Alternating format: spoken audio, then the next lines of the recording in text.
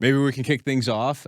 Eric, David, really excited to have you both on episode 2 of There The we go. Longest View, early on, early believers.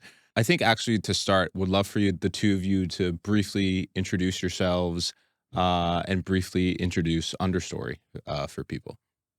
Sure. So I'm Eric. Prior to starting Understory, I spent 10 years in the finance and investing ecosystem, first as an investment banker, and then 7 years in a hedge fund role where I was covering distressed credit, public equities, and private equity.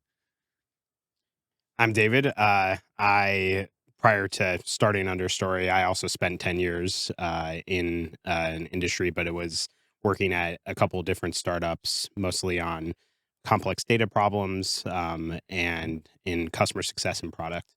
And what Understory is, should we just jump in? Jump into it, yeah. Great. So at kind of the top level, the tagline of what Understory does is it aggregates financial data from private companies and private sources for financial analysts.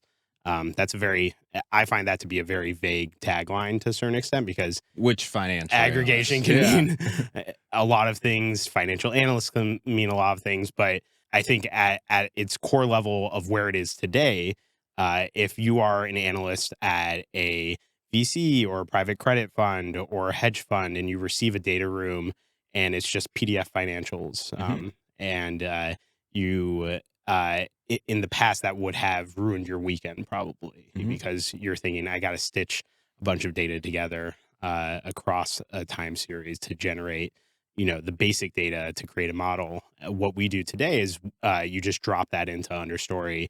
We extract all the tabular data, do the complex process of stitching it all together, and then generate an Excel sheet that's well organized for you to start building your model off of in 5 to 10 minutes. Yep.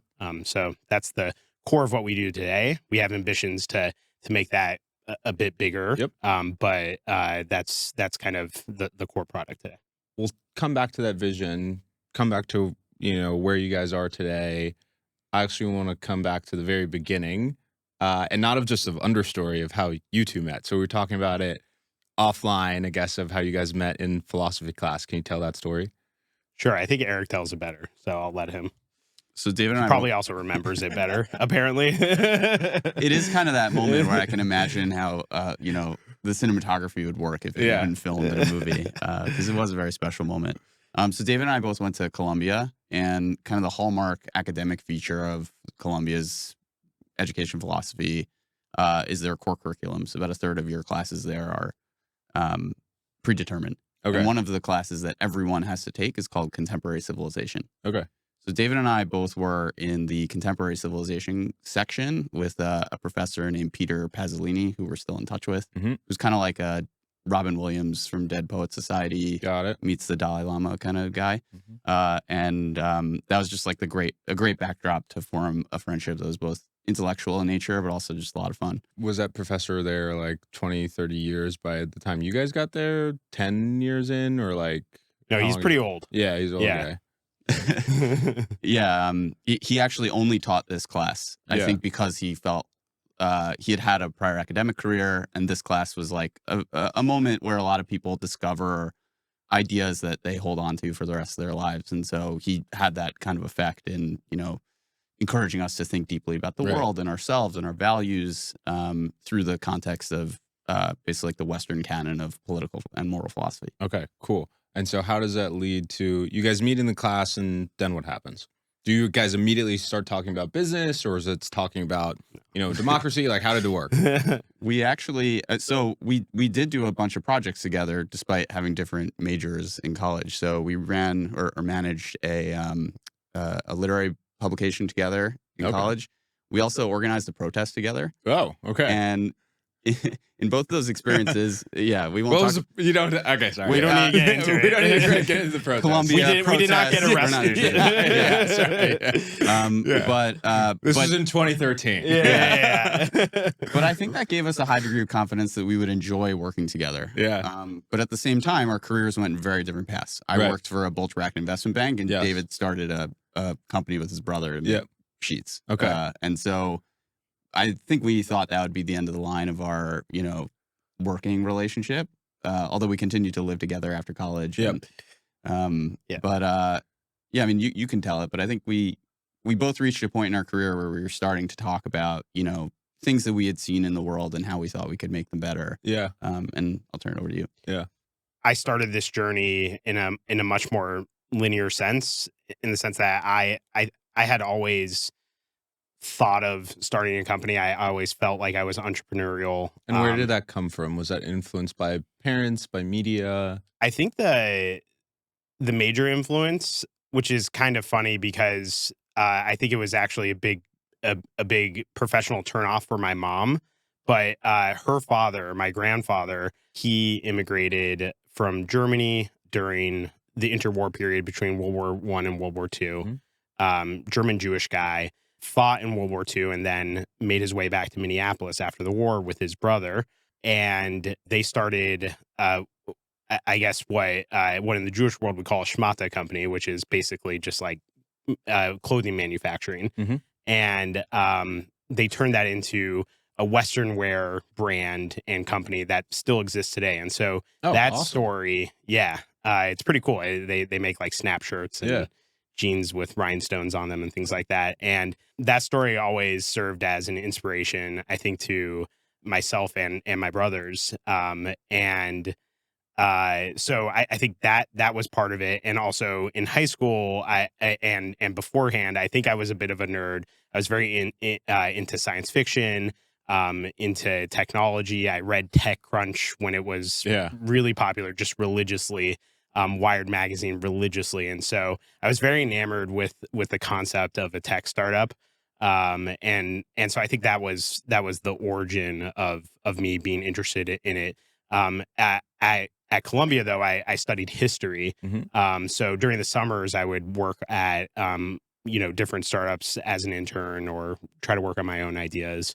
And so when I graduated, it was the logical next step. I think most history majors at Columbia either become lawyers or consultants, Yeah. basically. And for me, it was always going to be, I wanted to go into startups. And so tech was on your radar. Yeah. How did the two of you, come to want to start Understory? Eric and I, as good friends, by this time we're both married, we would grab beers together and just commiserate about work. And I was working at a company at the time that was dealing with a lot of different complex data problems, and analyzing data in really, I think, kind of state of the art manners. And at the same time, I was getting beer with Eric, where he was talking about the issues and inefficiencies he was facing at his job at Elliott, which is a top tier hedge fund. And it occurred to me that these inefficiencies should not exist. They should be addressed in some manner. And so that's how we started tinkering on the problem together. Mm-hmm. And if I recall, you were at Dynamic Yield, Mhm. correct? And Dynamic Yield primarily served Fortune 500s, or was a single client or a subsidiary of a big Yeah. enterprise? Yeah, it's actually an interesting story. For a few years, I was a McDonald's employee. So Dynamic Yield primarily served small to large e-commerce companies Mhm. as a personalization and A/B testing platform Mhm. for commerce online. And I was there for about 6 years, and halfway through that tenure, we were acquired by McDonald's to Mhm. implement real-time A/B testing and product recommendations at drive-through menu boards and kiosks across McDonald's globally. And I was part of that project after the acquisition, and so we were just dealing with a ton of data on a regular basis. How do you take the billions and billions of data points you have around the way people buy things at McDonald's and try to convince them to buy more things or different things? And that was what I was immersed in on a very regular basis. Had an entire world class data science and data engineering team behind our back to answer these questions, to build analyses, and then also to build the algorithms that actually tried to accomplish this. And so I got a taste of what the state of the art looked like when you were able to bring to bear all of the tools that you could around a data problem. And I felt that what Eric was facing was kind of a lack of that tooling that was really custom built and purpose built for the problems that he was encountering. And Yeah. so I think that's how we started talking about it. Yeah. So let's transition a little bit to talking about early days with Understory, as well as the tooling for investors. When I think about kind of the venture tech stack, like what do people use? They use email. They live in it. A lot of people will use like Google Docs for their notes or some form of note taking, probably also on their phone. And then people will religiously and intermittently use things like PitchBook for data, CapIQ for data, Alpha Sites also for data, but related to specific diligence processes. It still feels like we're in a very manual world. There's not a ton of automation. You guys are trying to solve component parts of that and have started with, capturing unstructured data and then putting into structured outputs. But would love to get the two of your perspectives on where the software tooling is going for investors, as well as, hey, what's it been like building Understory in the early days? You describe it well. There are a lot of vendors that historically have provided workflow automation tools wrapped around proprietary data sets. And that's kind of how I think about what Bloomberg or Capital IQ or those exactly. products are. Increasingly, there's a cohort of companies today that, especially with AI, are taking that one step further and delivering workflow solutions for individual investment professionals. So, summarizing data for you from a variety of sources, or reformatting data, repackaging it somehow, assisting in the analytical process. I think where we see ourselves, while today we do sell a workflow automation tool that solves a particular problem for analysts, we see ourselves in a slightly different area, which is ultimately providing proprietary data to investment firms based on information that they already have access to. So a firm like yours, for example, you probably see hundreds of companies. You invest in a fraction of them. You have a really good sense of what good and great look like. You probably, to some extent, can go back and pull up old investment memos and see, trends for particular business in a very niche subsegment. You're probably not capturing all of the data, though, for the deals you pass on, for example. And at the early stage, though, those data points are, not particularly quantitative.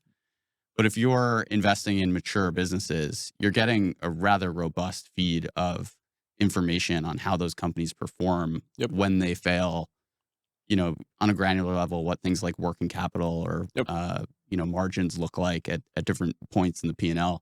We want to unlock that for investment firms who are sitting on this information in PDF files, email attachments, board decks for past portfolio companies, and really enable them to get a quantitative view of that back book of intellectual property that they're sitting on. I mean, you guys are attacking this, but what do you think is the gap? If you walked into any set of GPs or people who sit on management committees of funds, they would say, yes, Eric, of course. We have all this data. We don't know what we're doing with it. We would love to know, over the past 3 years, what have been the quantitative metrics for the top 10% of the performance of the fund. Like, people would love to have that answer. So there's a desire, but like, what have you guys observed about the gap from getting from the reality today to that future state that you guys are just describing? There's kind of two places. The first is just getting clean data in a single location. So being able to take all those documents and synthesize them, but then put it in a database on which you can run analytics and things like that. I think that's a huge problem. And that's why we've started at the point of trying to structure data from those source filings. I think the next point is, investment folks love Excel, and there are good reasons for that, particularly when you're looking to do portfolio-wide analytics. Building a dashboard for a one-off piece of analysis, in a web platform is really not the way to do it. Ultimately, what you want is just to tell some analysts, like, color code this, move that column over, et cetera. And Excel is really good at that. So I think once you have that structured data, it's putting it into a format that can be manipulated and digested by people who are used to looking at spreadsheets and PowerPoint slides. And that's kind of the direction of travel for us. But I think those are the two places where, just because you have a team of data scientists, or just because you have, an internal dashboard that you have committed to using for whatever reason, getting the data into that format is where I think there are a lot of challenges remaining to be solved. What's been something unexpected about building the company?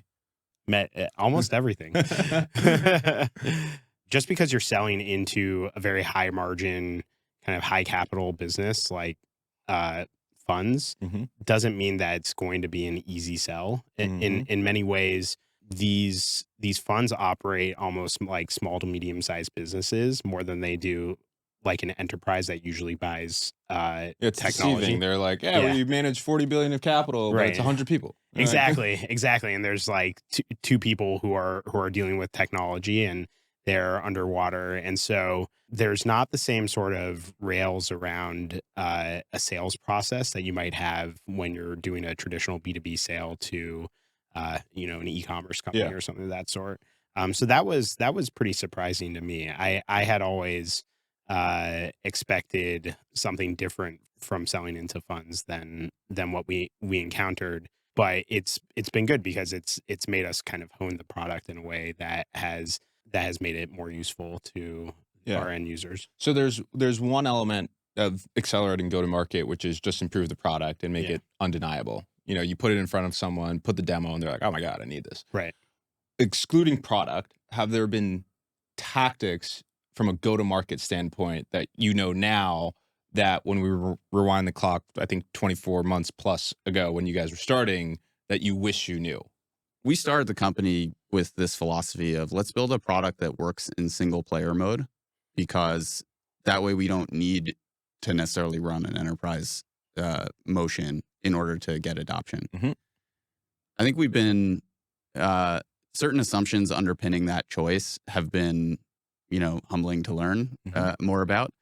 Um, Ultimately, you know, I worked in these environments for a long time. You think things like efficiency, speed to deploying capital, greater visibility into your data are what folks care about.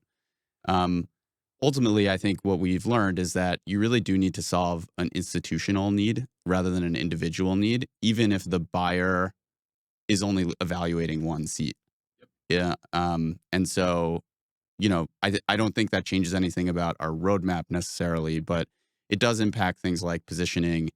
It impacts who you talk to, because each one of these firms is their own beast, and who the decision maker can be different in each one. So I think being more humble about like what are your organization's priorities rather than, hey, this is going to make you a better analyst. Yeah. Don't you think you should buy it? Yeah. I And that could think be true, right? It could make someone a better analyst and also not feel the institutional need at the same time. right.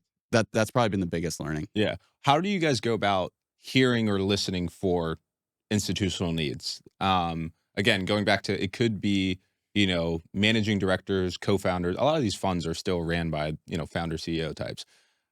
They're hard to get in front of. They're busy. Their priorities may shift from, saving a portfolio company to preparing for fundraising. Not all of them may be thinking in a world where, hey, we need to make the 20 analysts that are super highly paid, 20% more productive. So, what are you guys, without necessarily naming names, what have you heard are like signals of, hey, this is the institutional need that we can solve for, or we can work backward from here's a need I'm hearing, and we can solve this problem for them.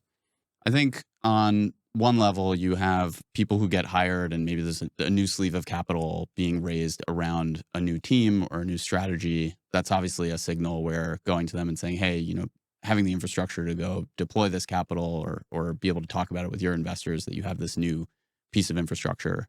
That's definitely one signal. But in a lot of cases, it comes down to just like, is there a person who's empowered to be thinking about these issues? Yeah. David kind of alluded to this, but even at a large investment firm, the human capital side of the business is very different from the way that they make money, which I think is kind of unique to how investment firms operate. If you're really good at investing, that doesn't mean that you're the right person to be thinking about organizational needs or institutional Yeah. scale. We have found that while we can serve, the needs of an individual team, some of our customers do have people who are really empowered to be thinking at the platform level. Hmm. And that's usually where we can get the most visibility, because they're unconstrained by, hey, sorry, I have an earnings call today. Right. We can't get together or whatever. But that is their priority. I would say, though, that is, while a trend going in our favor, I think in a lot of ways, data strategy, IT strategy, Yeah. Those things are historically not inherently part of an investment firm's operating model in the way that investor relations or, Bloomberg Access are. Similar question. Without naming names, how did you get your first customer? Through our network, Yeah. I called my friends. Yeah. Which is how a lot of people get their first customer. But what I really wanted to say is another thing that's been very interesting is I'd say a good chunk of our customers come from people we knew and were able to kind of not call in a favor because no one's buying anything from you if they don't need it. Absolutely not. But people where you can at least get the mind share in order to get a foot in the door and make your pitch. You've trust built up with them in some other domain or realm. So spending 30 or 45 minutes to hear you out, they will happily do that. Yeah. But they're not just going to say, yeah, I'm going to cut you $100,000 because you're my Totally. buddy. I've also found, by the way, sorry for cutting you off, but it is to sing your praises, is that Eric is not a typical sales person in this space. And because of his investing acumen and his experience of where he has invested at previously, people kind of jump at the opportunity to talk to him, I think. And they're just interested. They're like, wait a second, you left a large hedge fund job to go start a company. What's going on here? Can I do that? Or should I do that? Or maybe I shouldn't, but at least I want to talk to you and understand what it is you're doing. So that's been a unique in as well. Yeah, the question probably for a lot of people is why? Because lots of people want to get to where you were. And so to be at that peak, let's call it, and then to start over from the ground floor of building your own company, like, why make that trade? You don't have to answer that. No. I mean, I'm a little bit of a glutton for punishment. But in all seriousness, I'm extremely passionate about investing philosophy. Yeah. Like the meta thinking around investing, how to think about risk. I mean, that's what I think about in the shower, or at night when I'm trying to fall asleep. How do both of you think about the risk associated with Understory? Because I think that's entrepreneurs have a more unique appetite for risk than most people.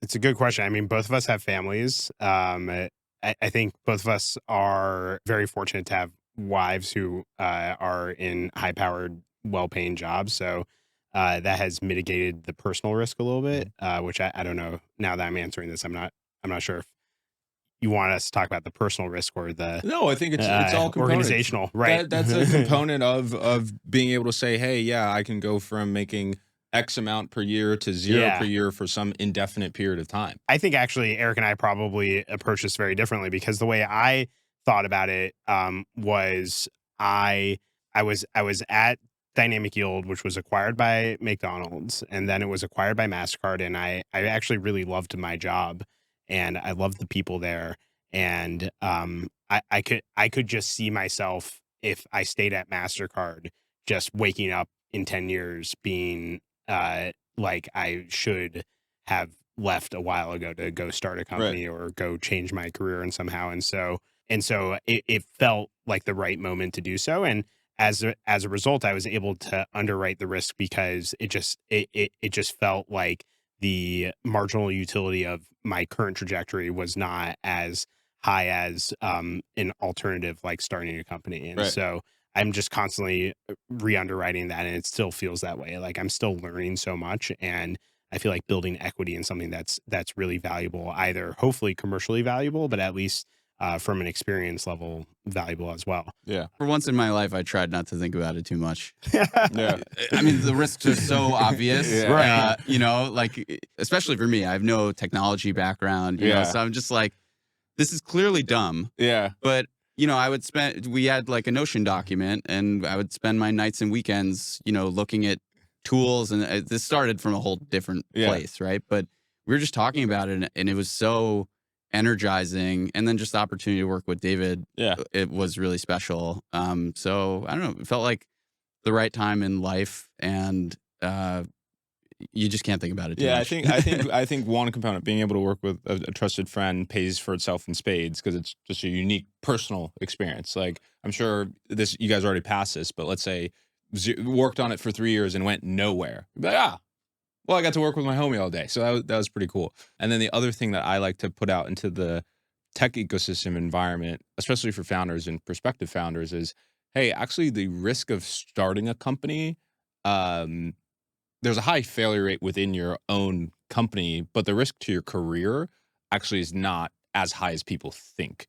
Because within, at least in the tech environment, people put a premium on people with past founder experience. And obviously, there's always this kind of Darwinian process of companies being created, companies dying, new companies being formed. So there's always a spot for talent, at least in the startup ecosystem. I don't know what it would be like to get back into Dynamic Yield or MasterCard where you were, or to go back to Elliott, but like the startups ecosystem lives on that kind of recycling of talent. No, that was definitely part of the calculus for me. And you articulated it much better than I could. And at Dynamic Yield, I don't know if they still do this, but they had like most likely to do X. Oh, For me, superlatives. They're like senior superlatives. Yeah. So they had superlatives. That's kind of fun for a company. Yeah, it was great, fun environment. They had superlatives every year, at least in the New York office. And the first year I was there, I won most likely to start a company. Oh, great. And I was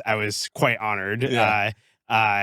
But then I kept on winning it, and by like the 5th or 6th time, I was like, I need to like start a company or take myself out of contention for this award. There's definitely, I think, a much more welcoming environment to leave your job and start a company than there is probably in Eric's industry, where I think some people probably looked at him like he was having like some sort of mental breakdown. They just do the EV math and like this expected return stream is like, lower than this one. Like, sure, it could work, but the probability. Let's talk a little bit more about Understory, the product. So, David, for you, would love to hear, how do you think, without giving away the special sauce, how do you think about your tech stack? What have you experimented with over the past 2 years? Remind me, you guys got started at the end of 22? Yeah, our third co-founder, Alex, who lives in Canada and previously worked at a company in the space called Canalys, he joined us January 23. So that's really when we started coding in earnest at all. And the way that we've built the tech stack basically is a deterministic data pipeline, in the sense that you have data from sources, being currently PDF files with data, and those are kind of source A, and they need to get to point B, which is a nice looking organized Excel that has a unified time series. And so we have an entire algorithm or distributed app to do that, and that's the way we built it initially. And then what we realized is to really do that very effectively, we needed to start building in semantic understanding of source A to get to point B. And for that, we started integrating a significant amount of LLM inference points.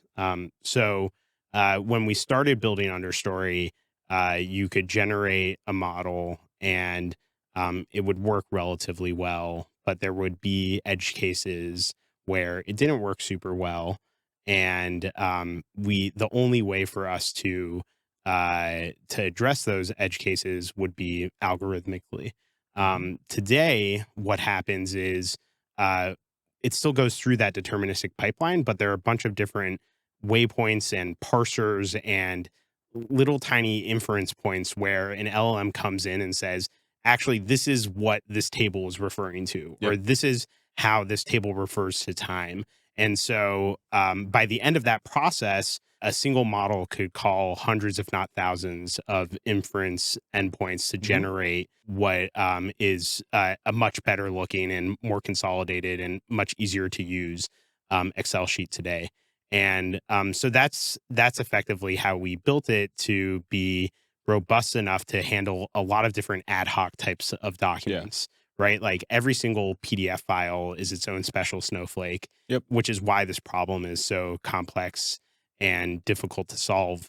And the emergence of really robust LM technology has allowed us to build a relatively resilient system to handle that Yeah, problem. and it feels like your system is constantly expanding. So if I, you know, drew out a hypothetical PDF today and had some, yeah, I don't even know what to describe, but like an example of an edge case, Yeah. I could digitize that and then put it into your platform, and that could be viewed as the nth permutation of a new document that, oh, we haven't seen this before, but now we have. So when it comes again, this will be a type of document that we feel very comfortable with parsing. Yeah, exactly. And everything is very modular in the way that we built. And so we can usually tell where exactly that novel document is failing and fix it. And then that fix is scalable across all other types of Yeah. documents that even kind of marginally look like that. It doesn't have to look exactly the same. So how do you guys deal with the customer service element of this market? So financial services, investors, persnickety bunch, they want accuracy, and they care about accuracy and precision. So are you guys kind of like in this kind of iteration loop where you feel very confident about the documents that you have seen, but if you come up with a document that you haven't seen, then you kind of have to fast follow that being flagged by your client? Or how do you think about managing the exceptions or use cases that come from them, largely from, hey, you guys are ultimately still in the service business, so you want people to be happy. If you said, hey, 95% or 99% of documents we see work out of the box, but there will be some exceptions, and that exception can come up. So how do you solve that problem?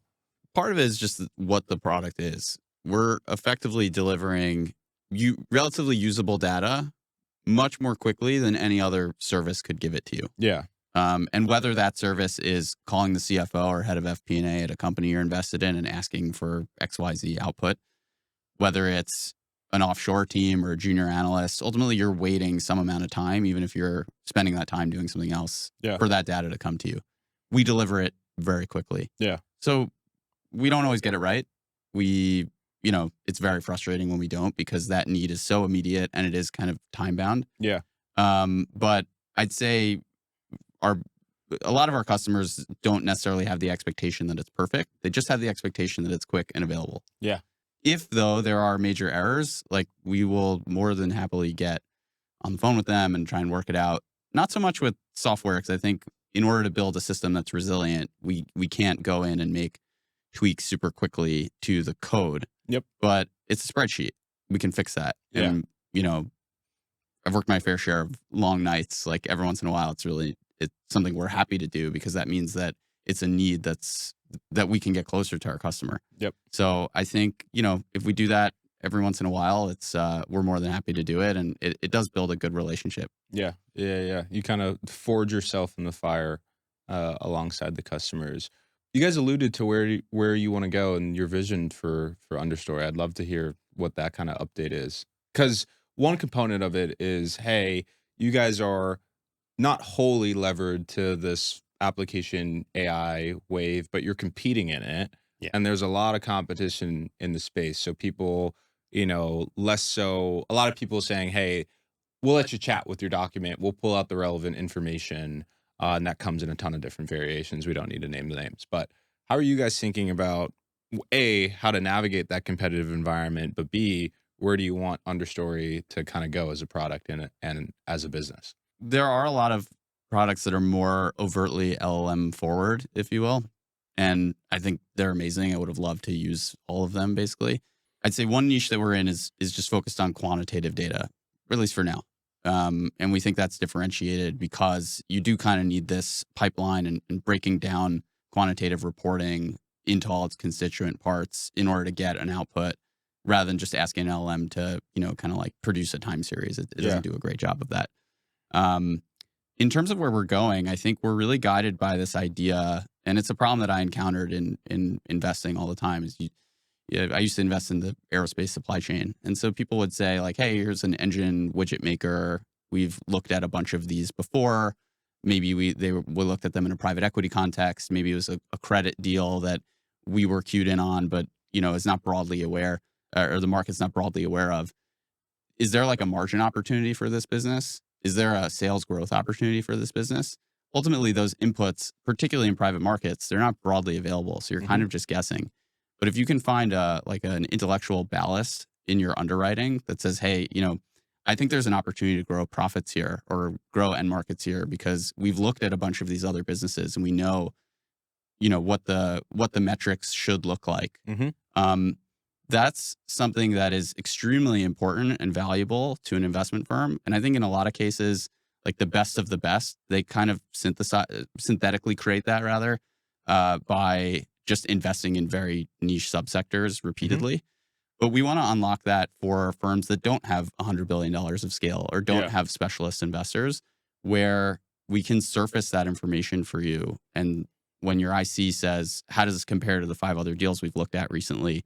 Instead of that taking 3 days, you could pull that up in the meeting. That's our vision. Every investor is like, pattern matching is a part of the job, right? It takes pattern matching from being an art into a science. I'd love to hear a little bit more along the direction of where you guys want to go, of how do you guys think the investing world is going to change, especially in this kind of AI era? You guys are, let's call it, part of the vanguard who's pushing people to adopt these products, but you're also realizing, hey, there are kind of speed bumps, and those speed bumps are largely also people, for lack of a better word. You guys could say, hey, we can make this happen today, but people are like, it's not a priority. So, like, how do you guys think the investing world will change? Do you think, from what you've observed, people are on the leading edge? A lot of people are talking about it, but what's your perspective?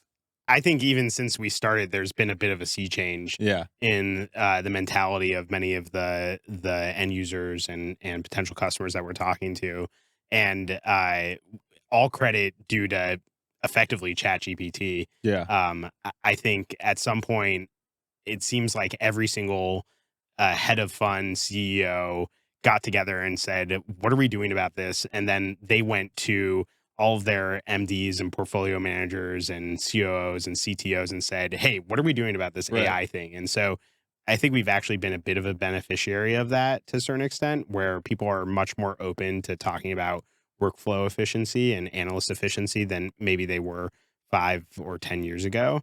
But at the same time, that makes it a much more crowded space.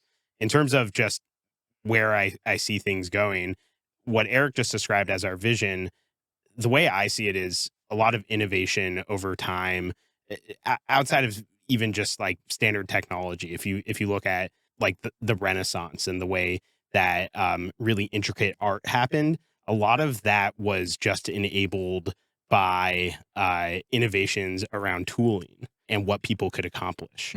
So really advanced silversmithing was enabled by kind of like metal rollers being much better, and then being able to roll silver very, very, very thinly. That then enabled silversmiths to have much more intricate designs, much more intricate work. And that's kind of the way I see AI working with an industry like finance. You have a bunch of silversmiths currently who are trying to build something intricate, but oftentimes they're using very clunky sort of silver, and companies like ours can be the metal roller to make it much thinner. So does that mean the throughput of investing increases? So does that effectuate itself in more AUM being unlocked for the industry, or is it more on the back end of saying, hey, the return streams within investing will be higher? That's a great question. I haven't thought about the analogy all the way through there, but I think in many ways it's probably going to end up being the throughput, right? Like that's, as far as I can tell from the outside looking in, seems to be the great limiting factor for a lot of these firms, right? A lot of them have raised a ton of money. There's a limited talent pool, and they want to deploy capital efficiently, but also effectively and in a way that generates alpha. And so that is a difficult problem to solve, as you're well aware of. Yes. And the painful problem. Yeah, too. exactly. anything that enables comprehensive analysis and novel analysis and unlocking proprietary insights in a really easy kind of click a button sort of way, I think will just enable the good investment firms to make better investments faster. And that to me seems to be a value proposition that a lot of these firms will bite at. But I don't know. Eric probably has a better perspective on this. Yeah, I mean, on some level, if you can reduce the amount of friction that it takes for particularly like a private company to access capital markets, that's good for everyone. Yes. Right. And I think what it ultimately causes an investment firm's edge, and it really is this way now. Like, it's not that you have the best ex-banker associates who build an LBO model for you, right? It's decision making within the firm. And I don't think that will ever go away. I think, having the intuition of an investor is a craft, and I don't think you can replicate that with artificial intelligence, or at least I don't. I agree. It's sourcing and deal origination, and it comes down to expertise. Yep. AI will help you make decisions faster on the basis of criteria that you pre-specify, and it might cover some blind spots. But ultimately, if you know how to invest in an auto parts company, and you know what to look for, if you can find the opportunity, diligence it quicker, and then basically encode your judgment around what makes a good versus bad investment in a process rather than people who, by the way, only have the career longevity to operate at that high pace for a few years before they need a promotion opportunity anyway. It'll actually allow the DNA of an investment firm to be sort of more true to itself, rather than dependent on specific people. And then it's just a question of bringing more deals through that funnel. That's really interesting. It's about, I'll use the word encoding the processes and decision-making of a firm, right? So as long as if you know what your quantitative and qualitative inputs for success are, as you identify those and as you gather that data from the market, for lack of a better word, then you can kind of help people make that a more repeatable process over time, right? Because every firm goes through processes of recruiting people, and they think people will stick, and maybe someone is meant to be an investor at Tiger instead of Baupost, or they're meant to be an investor at Baupost instead of Cotu, right? And I imagine I'm just picking on those because they're pretty big brand names, but there's a certain style of investing in each one of those firms. Of course. I think, and I don't know if you guys have this expression, but when I was at Elliott, there was always this expression: is this an Elliott trade? Yes, we talk a lot about, is this a first mark deal? Is this a business model deal? That always comes up. Right. And what does that mean? I mean, question for you, but I think it comes down to why are we getting this opportunity? How did we source it? Does it have the structural features where we are good at managing this investment after we make it? And do we have the insights that give us a differentiated view? I don't think those things will go away.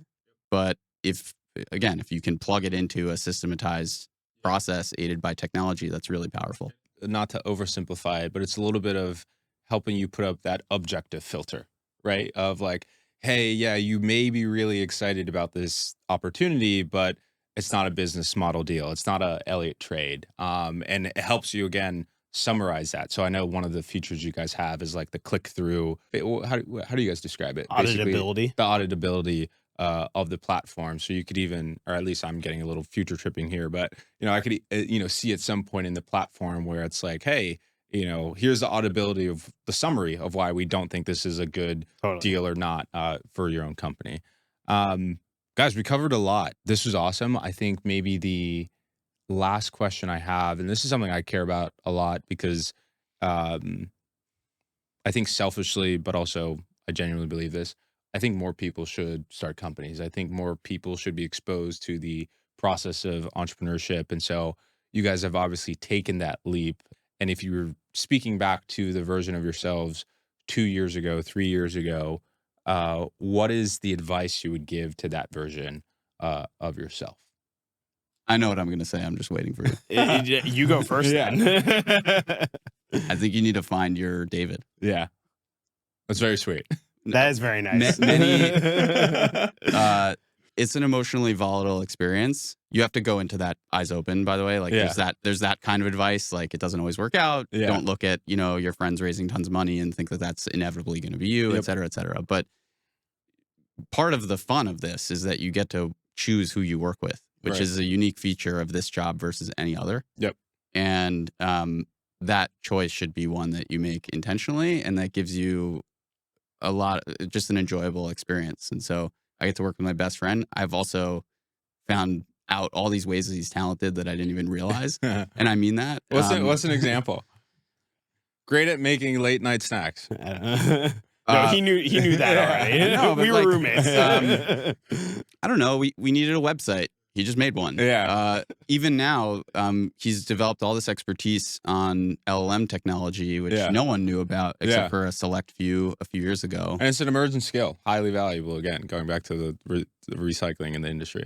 And also, you know, we should call out our third co-founder, Alex. Like, he is also in that vein, like just a jack of all trades. He Right. works super hard, very, very smart, and a great person. And so there's a lot of things about being a founder that suck.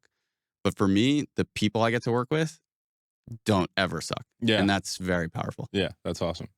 Yeah, thank you. And